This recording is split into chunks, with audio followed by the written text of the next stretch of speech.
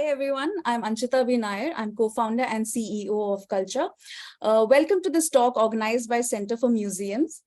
Biennales are known for increasing accessibility and the democratization of the arts and culture sector.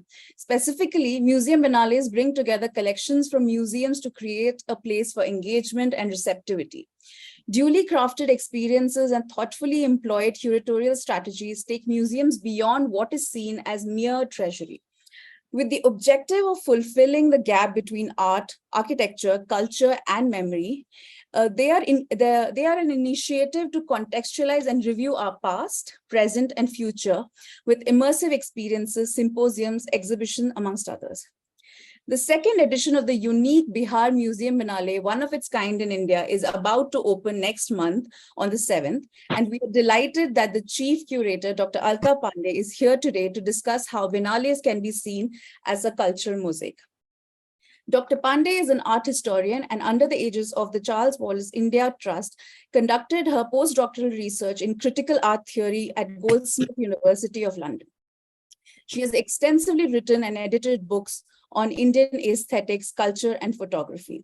She has been awarded the Knight of the Order and Order of Arts and Letters, an honor bequeathed by the French government, the Australian Indian Council Special Award, the L'Oréal Paris Femina Women Under Design and Arts, and Chandigarh Lalit Kala Academy honors. Amrita Shergill Samman. Dr. Pande is responsible for setting up a number of museums across India, and she also set up the Bihar Museum Biennale in 2021. Currently, Dr. Pande is a consultant art advisor and curator of the Visual Arts Gallery at the India Habitat Center in New Delhi. Welcome, Dr. Pande. It gives me great pleasure to welcome you today and talk about this very interesting topic. Can you see me? Yes, I can see you and hear you now. So just to say that I'm right now seated while I'm waiting for my computer to be up. Let me talk to you on my phone. Sure. So let me just start off with my list of questions that I have for you, because sure. Let's just dive right in. Bihar Museum became India's first museum to have a Museum Biennale. What encouraged Bihar Museum to initiate a Museum Biennale, and how has the journey been since then? So, it's very interesting. We hear the word Biennales all over. We hear it in, particularly in the world of modern contemporary art, in the world of film, in the world of cinema, and the world of architecture. Venice, in many ways, is the mother of all biennales because the Venice Art Biennale started there. You have a film biennale, which happens there. You have an architectural biennale, which happens there. So biennales were associated more with visual culture. And I had been associated with the Bihar Museum by way of giving talks and lectures. And the then Director General of the Bihar Museum Biennale was a person who had actually set up the Bihar Museum when he was Chief Secretary. He was a civil servant, Anjani Kumar Singh. The Bihar Museum was the brainchild of the Chief Minister Nitish Kumar, and it talked of his vision for art and culture. So as you know, that Bihar is really in many ways the heart of the Indian Republic. And you have great centers of learning like Nalanda, Bodh Gaya, Rajgir. So you see, it had a very, very strong, not just archaeological sites, but huge amounts of antiquities in the erstwhile Patna Museum. Patna Museum was set up in 1917, and apparently it had some of the best collections of antiquities. Much of them have been taken by the Ashutosh Museum in Kolkata. Okay. So when he also decided in his, the first time that he became the chief minister, he's now been chief minister for 3 terms, he was very, very insistent that culture has a very, very important place in his governance. And for a civil society and governance, he set up the wheels of motion of the Bihar Museum, very distinct to the Patna Museum. Now, why I'm giving you this background, it's very important for lots of people who've joined on this session to know how the Bihar Museum was set up, because this is perhaps, in my understanding, the biggest and the largest public museum set up after post-independent India. Okay. This was done like a proper kind of with all the international bidders coming, and there was a very, very important architect, a Pritzker award-winning architect, Fumihoko Maki, who got the award. And he set up the Bihar Museum, which has works from antiquities to the Battle of Buxar in 1764. Okay. Much of the work is, because Bihar was so rich by way of antiquities, a lot of work is still there in the Patna Museum, which is going through a huge change itself. And the interesting thing is that the two museums are going to be connected by an underground tunnel. Again, another vision of the chief minister, which is not going to have, which has not happened anywhere else in the country, right? Now, the gentleman who was executing the plan for the chief minister, Nitish Kumar, was Anjani Kumar Singh. And I met him about 6 years ago. I met him as a collector of plants, and he had also started collecting art. And then we started talking, and then he said, how about doing a art biennale? I said, look, I mean, there's no point doing an art biennale, because already there is a Kochi Biennale has so well, it has established itself so well in India that why have another art biennale? Right. So then he suggested, what about a museum biennale? I said, fantastic. This is what is required. And museums are looked at literally as sites of antiquity, as sites where the old and the dead and the foregone live. So we did our first biennale in 2021.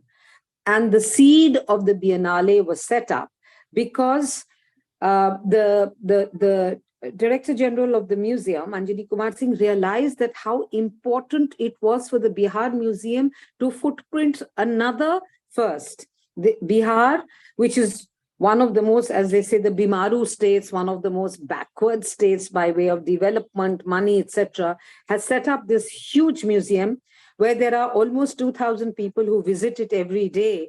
And on New Year's Day, there are 10,000 people. So there's a huge lot of people who go there. They may not all be understanding the art, but because Bihar is on the Buddhist track, Bodh Gaya, Rajgir, Nalanda, a lot of people are coming for that. Right. And there is and Patna, you know, being a dry state now, it's still not got the pub culture and lots of nightlife. People all love and throng and come to the Bihar Museum. Oh, that's lovely. So, yeah, they do. And there's a lovely cafe there called Potbelly, which serves Bihari food. So that has become another site of being there. So the museum has become a must site. So that is why the Bihar Museum becomes very, very important. So the setting up of the Biennale in 2021 was again showing that the Bihar Museum is footprinting something new. Right. So that's how it all started. Right. And the thing is, we, you know, because when we started, there was no COVID, and suddenly COVID happened. And what happened was that we had to suddenly go digital. The first Biennale was a completely digital Biennale, and you'll have everything for people who want to know about the Biennale. They will, they can look up YouTube, they'll find out everything there. On Instagram, everything can be found out there. So it was very interesting for us to have a whole Biennale which is completely Digital. digital. So Right. it had its challenges. Things were coming in. We had to send back the people to, the movers and of art. We had to tell them, you drop the work back. So it was at that level, and suddenly we had to go digital completely. Right. Right. No, I mean, it must have been, you plan a certain way and then it completely derails the whole plan and you have to start from scratch. It must have been something else. But now the next Biennale is probably the extension of your first set of plans, right? Um, Yeah, you know what I'm doing? Just give me a minute. I'm yeah. opening the meeting on my computer. Okay. So while it's connecting, I'll just tell you that how this Biennale is in the sense that because the first one was digital, we managed to do a lot digitally. We had master classes, we had a symposium, we had virtual tours, Right. 13 foreign museums. We had people showing their work digitally. It actually reached out to a large cross section of people during COVID times. Unfortunately, it was the first, so we couldn't get that kind of traction. Right. But the second one is getting a lot of traction, and we're doing it completely physically this time. And I think the symposium, for which we've got people from all over the world, the first, how should I say, the first Museum Biennale was Bihar, India, and the world. And we were connecting people, connecting cultures. This second Biennale is about interrogating museums, shaping cultures. Right. What is very interesting for the second Biennale, which is opening on the 7th of August, we have three things happening. One, it is the foundation day of the Bihar Museum. Two, we are also opening an important G20 exhibition. Right. Right. Vasudhaiva Kutumbakam, Together We Art. Yeah. And thirdly, we are doing the Bihar Museum Biennale. So we are getting a lot of focus for that. Right. Since you mentioned Together We Art, let's go there. Like, how do Biennales serve as a platform to take arts from India to the world and bring arts from the world to India? Like, this particular exhibition seems very interesting this year. So could you talk a little bit about this exhibition as well? Well, it is interesting in the way that this is again something which has been negotiated very well by the Director General. The Bihar Museum has become an implementing body for doing on the culture track. So the G20, because the Bihar Museum has become the implementing body for the culture track. Together We Art. It's the meta narrative is Vasudhaiva Kutumbakam. Together We Art. So what we are doing really, Anjchita, is that 20 Indian artists have been selected, 20 artists from the 19 G20 countries and 9 invited countries. They're all sending work from their countries, and we've already received work from 23 out of 28 countries. What is very interesting to find is that art really transcends boundaries, and Together We Art has really emerged into something really very, very interesting, because certain themes have come out. There's environment, there is climate change, there is gender and sexuality, there is identity, there is migrations. All that has come out from these different kinds of arts that we see. So this exhibition is becoming to be very, very exciting. And it's one part of the Bihar Museum calendar. And because the Bihar Museum is a lovely experiential museum where you have galleries of antiquities, you have the contemporary art gallery, you have the diaspora gallery, and a huge children's section as well. So there are no really categories that oh, this is antiquity, so there are no boundaries. Right. So there's lots of time crossings in the Bihar Museum. And all those who are listening here, please come and visit the Bihar Museum whenever you have time. Of course, 7th, 8th, 9th of August are fantastic because we've got this fabulous symposium on shaping cultures, interrogating museums. I'm not going to use this platform to use it as a publicity for coming there.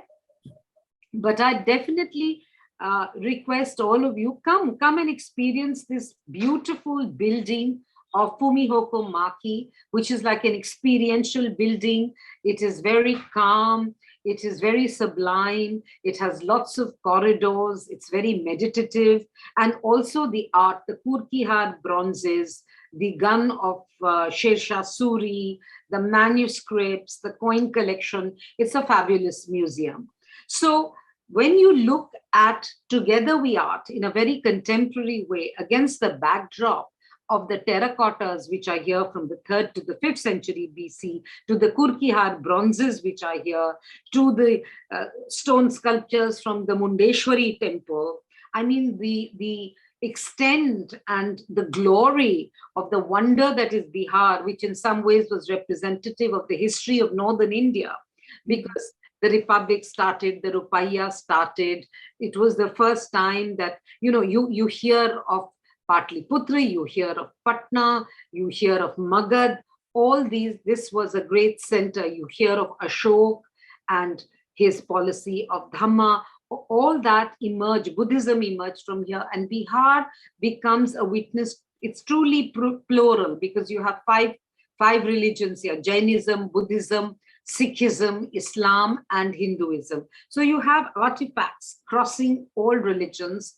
And against this backdrop, imagine you have these works from almost 45 different countries, from Indonesia to Mexico to France to Singapore to China, and you have antiquities there.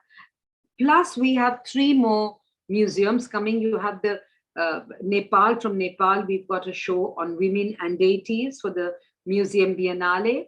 And we have the Salajang Museum participating. We have the CSMVS Museum, which is doing 3 dimensions of devotion.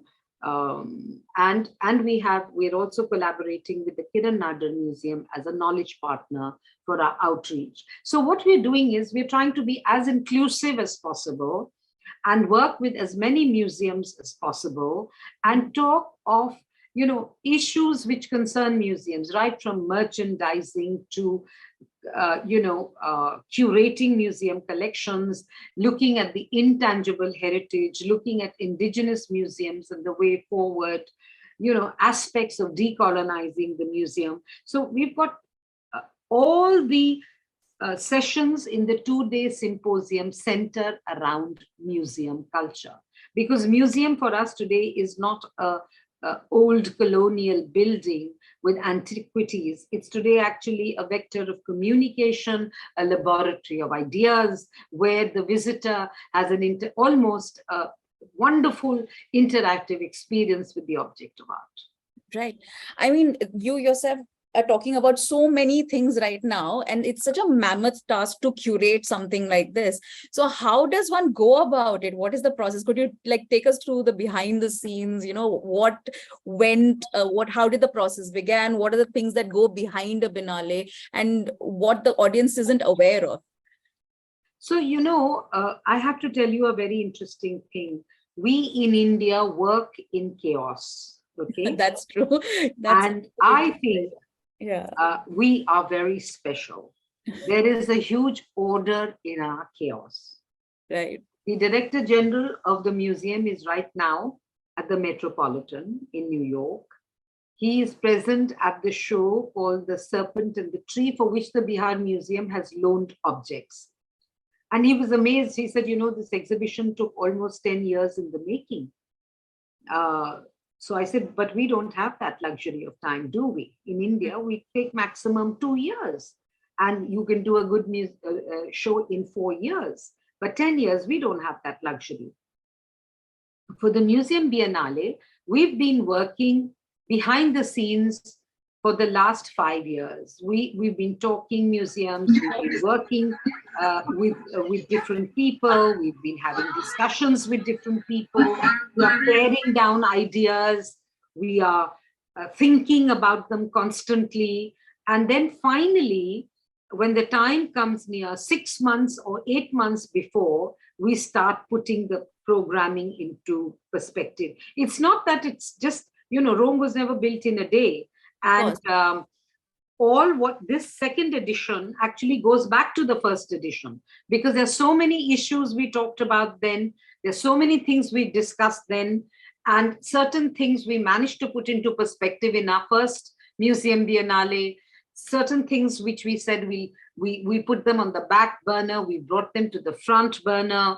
Certain issues which we talked of and the master classes that we had, certain things evolved from there. So this second edition is actually taking off from the first edition. And in this way, it will keep growing. The third edition will build and grow on what we do in the second and the first museum. Right.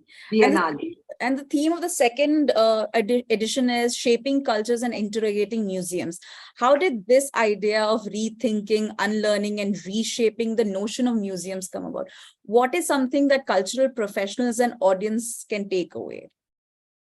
So the first thing is that we have to now see and look and redefine museums. Because, the first thing when you think of a museum is you think of a classical Greek building, you think of a wonder house. That's right. What they were. Or how in the Indian terminology, jadugar, it literally translating to the German Wunder house.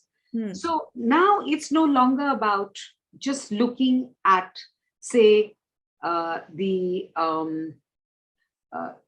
Yakshi of the Bihar Museum. You have so many things. You have women and deities, you have Nalanda, you have the diaspora. When you go into the museum, you are flooded with so many things. The ways of presenting the artwork has changed. It's become extremely experiential, it's become extremely interactive. And now with AI coming in our next set of discussions, which are going to be on the 23rd and the 24th of August, we are having 2 sets of symposiums. We are going to talk about generative art, we're going to talk about AI, we're going to talk about technology, because all this is coming into the museum space. Could we 10 years ago think of technology into a museum of antiquities? No, we couldn't. We would think of this, you go in with tight, very, very talking, not even talking loudly, you're going on light footsteps, not looking here, not looking there, and as if you're approaching an object of reverence. We don't do that anymore. Right. We are redefining, rethinking what goes into the making of a museum. And the best part is that all of us are also changing our visitor experience with the objects that we see, because of the knowledge that we have, the communications which are there, the outreach programming which is being done. You see, it's the content or the object may remain the same, but the way of presentation and communication and information has changed so much. And now with the internet, we can compare, contrast, see, literally have virtual tours. Almost every important museum has virtual tours. And as part of this Museum Biennale, we will be having a virtual tour of the 9 rooms of the Serpent and the Tree at the Metropolitan, because some of the works from the Bihar Museum have gone there. So just think, sitting here in Delhi or Bombay or Patna, we are going to be looking at what is happening in the Metropolitan. Could we think of this 10 years ago? No, we couldn't. So what are going to be the museums of the 21st century? There is such a kind of churning which is happening because of the advent of technology. So technology has changed a lot of things around for all of us in every sector. Right. Even the audience has changed. Like the way the audience interacts with each of these objects or artwork is so different now. The term user-generated content didn't mean anything before, but now it's everything. So you know, when the need of the hour is experiential, interactive, how does one go about curating it with so many museums? You know, like, because not all museums are at the same level when it comes to technology, right? So how did you go about, you know, did you pick and choose the ones which are better at technology for a certain type of exhibition, or did you tell them to upgrade? How did you go about doing this, this jugalbandi? A very difficult question, Anchita, and a problematic question for me. How much do I reveal? How much do I not reveal? That's another thing, but what the hell? I'm going to reveal everything. First and foremost, the thing is, Anchita, we in India do not place and give enough importance or money to museums. Because you see, we are a country, we think of poverty, we think of poverty alleviation, we are thinking of gender, we are thinking of public health, we're thinking of public policy. You know, art literally is like the orphan child of our culture, because we are so rich with culture. You kick a stone and intangible heritage emerges, or you kick a stone and a object of great antiquity will emerge. You go to Patna, you start digging in Patna city itself, you'll find so many layers of civilization. So one, we don't have that kind of innate respect which the white Western world has to their cultural objects. We don't have that relationship with our thing because there's so much of it everywhere, right? Also, funding is a big problem. Money is a big problem. Time is a big problem. Museum professionals are a big problem. If they are archaeologists and they know Sanskrit, then they don't know English. So how do we communicate? The people who know English do not know Sanskrit. So how do they get to the bottom of that information or knowledge base? And there are gatekeepers everywhere in the world. Sanskritists will not want to share their knowledge. The English speaking public will show their own attitude. They are a whole lot of privileged people. It's a great privilege to be able to communicate. So there are lots of challenges, but as I'm a positivist, and I also believe good work, good content cannot be left behind. I also believe in starting small, in starting in a small way. No point trying to do a huge big thing and falling flat on your face. So what we are doing this year, as you will see, we've got 3 Indian museums. We had written to a lot more. Many of them didn't even bother to reply. I mean, I don't understand many people. They didn't even bother to reply. And then when everything starts hotting up, then they'll say, oh, can we do that now? It doesn't work like that. Right. So the good thing which has happened is that we got, Anjani Kumar Singh has got this G20 exhibition. There's going to be a lot of interest. Once people see the content of the museum, then, good work will always continue. Absolutely. And because of the interest, because of the fact that there are so many people coming, then maybe there can be another push up. There'll be attraction to it, you see. And the next Biennale will definitely be many notches higher than this. So I also believe in growing exponentially. I don't believe in advertising too much. It's like this Hindi proverb, khoda pahar nikli chuya. So it's better to grow slowly but surely, start with good things. And I believe that the content of the Bihar Museum by itself is so strong that when people will come there, people will start taking special trips to make it. And once the government, which Shri Nitish Kumar himself realized, and he's doing a lot of work in the area of archaeology and this Patna Museum, which is coming up. Once the government realizes, I hate this term soft power, but the power of culture, the true understanding and, engaging with it really helps you evolve and helps you think differently in many ways. And it really goes into the making of a more aesthetic, calmer, more richer society. So you will always see, say, for example, in the Gupta period, which is called the golden period of Indian history, La Belle Époque, But what you see at that time, literature grew, sculpture grew, the classical sculptures of the Gupta period, inventions happened. So when society becomes stronger and developed, which comes through an understanding or an appreciation of art and culture, lots of good things happen. And if more funding comes into it, then maybe two great exhibitions can be done. Maybe they can be put up for a longer time. This time we are having the Biennale for 4 months. Maybe next time we have it for 6 months. Maybe two big museums, and I'm not looking only at MoMA or the Metropolitan or the British Museum, but maybe a museum from South America can come. I'm interested in showing different cultures which are not known, which are not so well recognized. They bring a lot to the table, maybe something from Africa, you know, so we learn new things. So these are the ways, that is what I feel will make a difference. Right.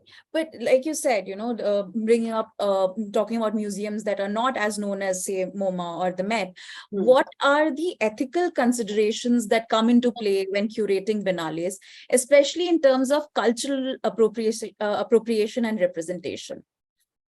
So, I think now, Anjchita, people have become very aware.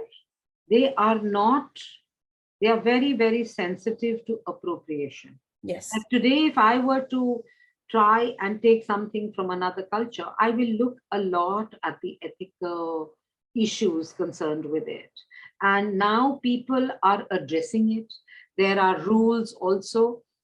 What is good is that with the repatriation of foreign art back to their countries, people becoming more aware of their heritage, patronymy, I think these are very sensitive issues which people at top level are also thinking, and it's percolating down below as well. Right. So museum biennales are a tough find. Like India didn't have it, but even abroad, you don't hear of them as much as art biennales. Why is it? No, we are the first to do the museum biennale in the world. I was trying to do some research and I couldn't find anything. No, we are the first. We are the first. Yeah. So why do you think that is? I mean, why didn't museums think of this earlier? Because see, museums still now, I'm very much a museum person now. I don't want to really say unkind things about anybody, but museums still now will really, how should I say, they were the territories of archaeologists, of paleontologists, of conservators, of all that, who kind of, for them, it was very important to only preserve antiquity. Right. For them, the sharing or the visitor experience, their priorities were different. Now priorities are changing. Now more communication is happening. And as I said, with the digital, so much more is available that today museums are booming. Today, when anybody is going for a holiday, a museum is part of their destination. Earlier, it was going to cafes and bars and spas and swim and, a museum was never part of it. So if you see today, anybody goes to Paris, they'll definitely go to the Louvre. They'll definitely go to the Guimet. One museum visit they will definitely do. Or if they don't go to a museum, they'll go to a gallery. Right. Which earlier, even as I keep using, just 10 years ago, nobody would even think of going there. Right. Everywhere the footfalls in every museum is increasing. I think since the requirement of museums is now changing, obviously the museum professionals and the training that they need also has to change. So as an art curator and art historian, do you have any practical tips for upcoming professionals in the field? Because as far as we know, the curriculum remains the same. So unless, so that, let's leave that out. But what can professionals do at the moment to keep themselves updated, to keep, to make museums a better place for audiences? Well, thanks to the pandemic and the COVID, lots of online courses which have started.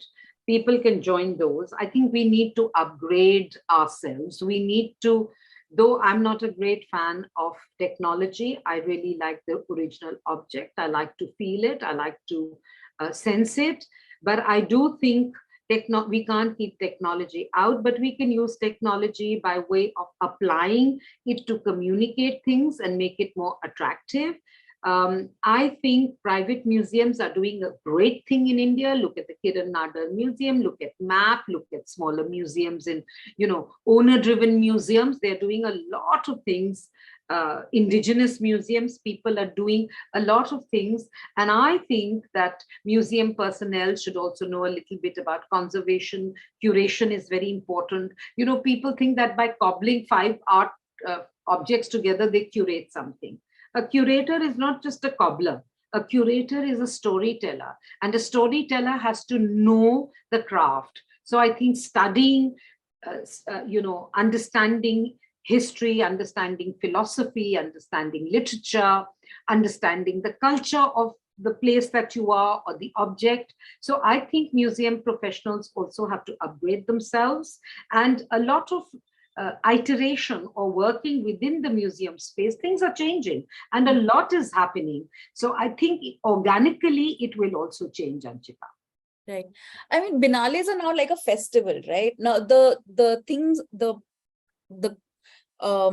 what you need to curate a Biennale is very different from what you need to curate a gallery space or a museum. So would you have any specific things that you want to share, which collaborative efforts, any anecdotes that you have, which as curating a Biennale, which makes curating a Biennale different from? So one thing, as you rightly said, collaborations are very important in a Biennale. You can't be a monopolist. You cannot say, Je suis le roi, I am the king and I will do what I want to. No. Collaborations, cross-cultural dialogues, bringing in young people, bringing in also senior people, tell their stories. So these are the important things, and reaching out to as many people as you can. Right. So today it's teamwork. It's all about collaborations, cross-culture. We are collaborating with so many people. So the 4 months of our Biennale, it's going to be populated with outreach programming. As I said, KNMA is going to be our knowledge partner. We are going to run the quizzes. Quizzes are already running through the Bihar government. We are going to look at food. We're going to look at dance. It's becoming, the canvas is widening, Anjchita. So it's no longer an object of antiquity. And Biennales are also more focused. It's not like, a gallery experience where you just do something. It's not transactional, financial transactions. There are no financial transactions in a Biennale. And there is no financial sales or things which are happening. Of course, an experience, or you can take back a memorabilia or take back an experience, that will be there. But this is about knowledge sharing. So this is what makes a Biennale different. Right. Talking about knowledge sharing, you have 2 exhibitions, I think, Brasilia 60 plus and the construction of modern Brazil, and Nature Strikes Back exhibition that served as the curtain raiser to the Biennale. It seems to present different worlds altogether to audiences. What was the thought process and the idea behind these being the curtain raiser exhibitions? So, it was like when you're doing something very big, you're having a wedding, bahu ka muh dikhai karte hain na. So when you are just opening the curtain, you are raising the curtain. So we showed 2 different things because we wanted, Bihar Museum itself is an architectural delight. So we wanted to show Oscar Niemeyer's great building of a modern capital like Brasilia. So there were beautiful 10 models which were talking of all aspects of building, urban planning, how culture changes, what happened in Brasilia, how it changed from I think it was Rio de Janeiro, which was the capital before, and how they brought it more inward, all that. And then the French ambassador, who's an avid photographer and has been looking at India and shooting in different parts and different cities of India. He shot in 18 different cities. And because it was G20 kind of curtain raiser, he looked at the environment around him. And he looked at what nature does, that how humans are at the center of nature and how nature has struck back with all the damages which have happened. It was quite a stunning, revelatory looking at India and nature and how nature is, like plants growing out of a dilapidated bus, an abandoned kind of a body in Kolkata, a musical van in Khajuraho. He looked at the most strangest of things and saw the effect of nature. So it was a very interesting, again, a cross-cultural look at, yeah.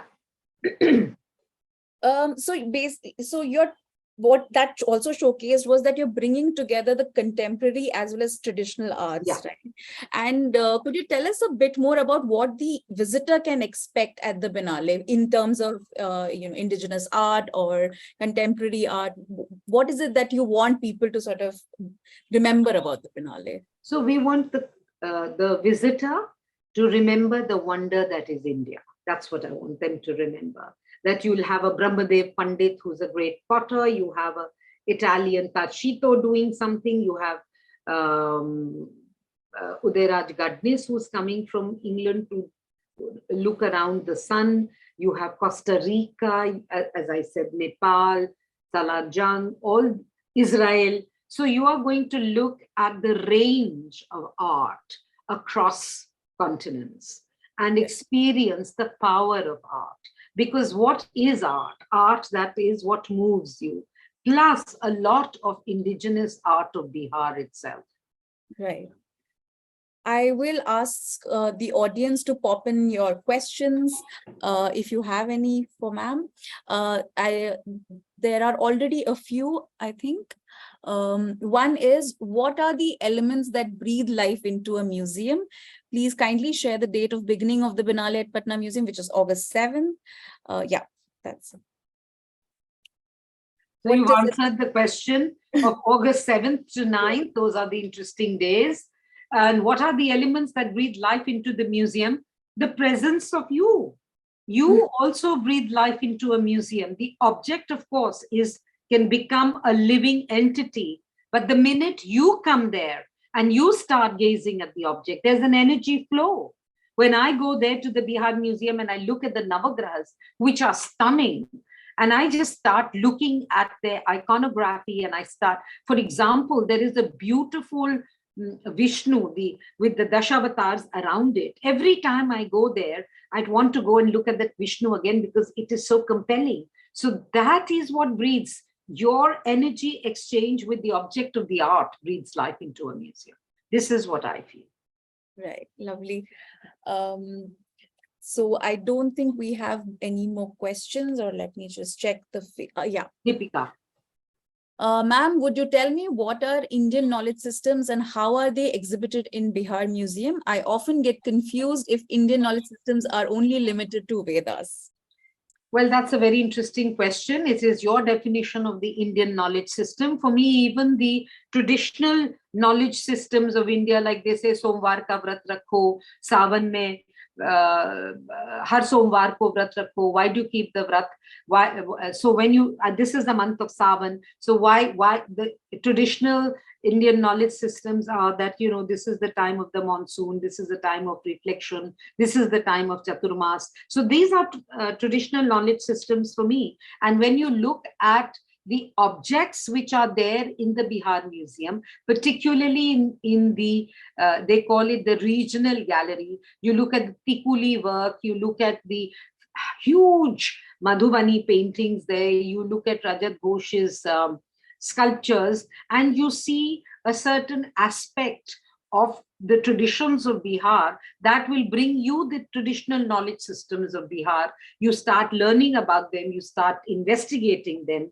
And, the knowledge in the Vedas is for those who like to make it difficult for everybody, and they like to, overawe you with it, everybody can't read the Vedas. That's why, Prakrit happened. That's why from Pali, Prakrit happened. That's why we have a vernacular local dialect.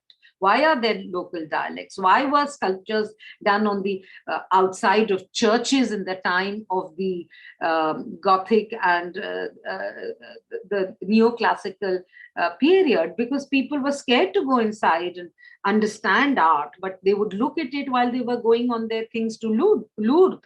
And that's why are there so many paintings and sculptures in temples? Because they just explain to the viewer what is happening. So I don't think we should only look at knowledge systems in the Vedas. Of course, the Vedas are our books of knowledge, but there are so many other traditional systems of knowledge which can be seen in the vernacular galleries in Bihar. We have another question from Dyumna. When we say cross-culturalism, do we perhaps miss out on any other things or minimize those?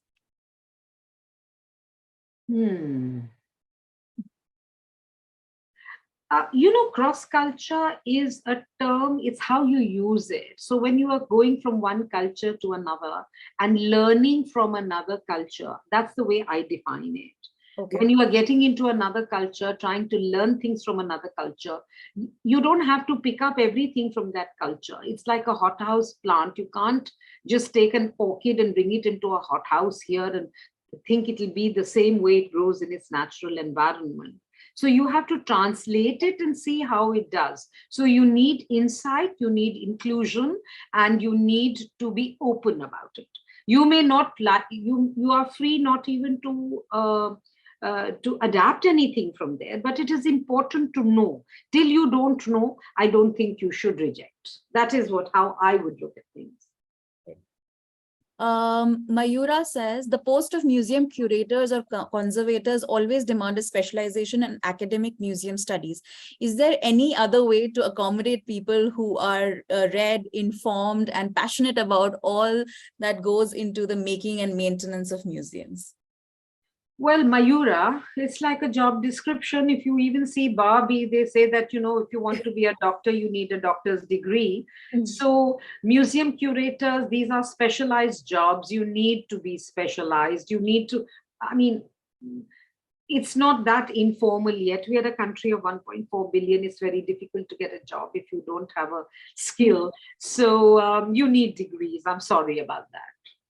But, as an extension to that, we are startups who are trying to work in the museum space. And many a times we don't know where to start, and how do we reach out to museums? How do we we have a portfolio of sort of products or museum merchandise, but how do we translate into collection-based products?